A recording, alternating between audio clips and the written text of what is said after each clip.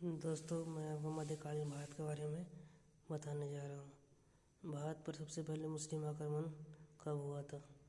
भारत पर अरब मुस्लिम आक्रमण भारत पर सबसे पहले 711 ईस्वी में बुदैला और उबैदुल्ला के नेतृत्व में हुआ।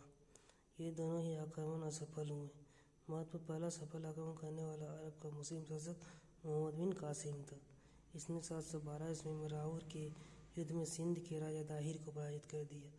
राजा दाहिर चच का वंशज था। उस समय सिंध की राजधानी महनवाद आरोही थी।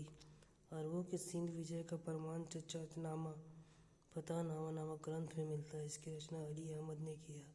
इस पुस्तक की अरबी भाषा में रचना अबू मासीन ने किया था। इसका भारत में आक्रमण करने का उद्देश्य धन दौलत लूटना और इस्लाम धर्म का प्रचार प्रसार करना था।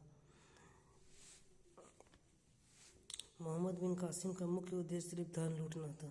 वो यहाँ पर शासन करने के लिए नहीं आया था। वो सिर्फ धन लूटकर यहाँ से चला गया। 713 ईस्वी में मुल्तान को जीत लिया और यहाँ से उसने इतना अधिक सारे सोने का भंडार लिया। मुल्तान के इतिहास में स्वर्ण नगरी कहा जाने लगा। इसने जीते हुए क्षेत्र की राजधानी अल-मंसूरा को बनाया। इन लोग का मुख्य उद्देश्य सिर्फ यहाँ से धन लूटकर अरब देशों को बसाना रहा है। मोहम्मद बिन कासिम के आक्रमण के फलस्वरूप संस्कृत की भारतीयों ने और कुछ भारतीय संस्कृतियों को अरब वासियों ने अपनाया। मोहम्मद बिन कासिम के आक्रमण के बाद क्या हुआ कि कुछ भारतीय कल्चर, भारतीय संस्कृति को अरब वासियों ने अपना लिया और अरब के कुछ संस्कृतियों को भारतीयों ने अपनाया। इसी के परिणाम स्वरूप हमें कुछ संस्कृतियाँ देखने को मिलते हैं। अरब की संस्कृतियाँ कुछ भारत में देखने को मिलते हैं और यही संस्कृति, ये अरबवासी भारत से सीखा हुआ संस्कृति यूरोप लेके गए। अरब और हिंदू संस्कृति के मिश्रण के परिणाम स्वरूप अरबवासियों ने भारत के खगोल शास्त्र, अंकगणित, चिकित्सा शास्त्र और दार्शनिक क्षेत्र में बहुत कुछ सीखा। यही सांस्कृतिक, अंकगणित, चिकित्सा क्षेत्र लेकर ये यूरोप देशों में गए।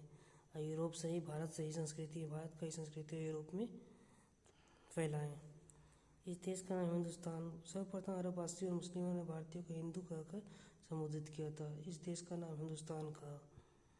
अरब आक्रमण के फलस्वरूप भारत में पदार्थ प्रथा का तीव्र गति से विकास हुआ। इसके साथ ही जजिया, ज़कात और खराब नामक कर के बारे में जानकारी प्राप्त हुई।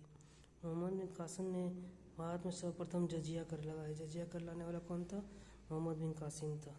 भारत में जजिया कर लाने वाला मोहम्मद बिन कासिम था। मोहम्मद बिन कासिम ने जजिया करके 5 लोगों को मुक्त रखा: बच्चा, बूढ़ा, ब्राह्मण, विकलांग और औरतों को। फिरोज शाह तुगलक ने ब्राह्मणों पर भी जजिया कर लगा दिया। मुगल बादशाह अकबर ने 1574 ईस्वी में जजिया कर समाप्त कर दिया। औरंगजेब ने 1679 ईस्वी में पुनः जजिया कर लगा दिया। एकमात्र मुगल बादशाह औरंगजेब ने अंग्रेजों से भी जजिया कर वसूला। जजिया कर का अंतिम रूप से मोहम्मद शाह रंगीला बादशाह ने समाप्त किया। विष्णु शर्मा का पंचतंत्र चरक संहिता, आर्यभट्ट का सूर्य सिद्धांत तथा श्रुत संहिता का अरबी भाषा में अनुवाद किया गया था। अरबों ने सिंध में ऊँट पालने की प्रथा तथा खजूर की खेती प्रारंभ की। चंचनामा ग्रंथ के अनुसार सुलेमान और आदेश पर मोहम्मद बिन कासिम की हत्या करवा दी गई थी।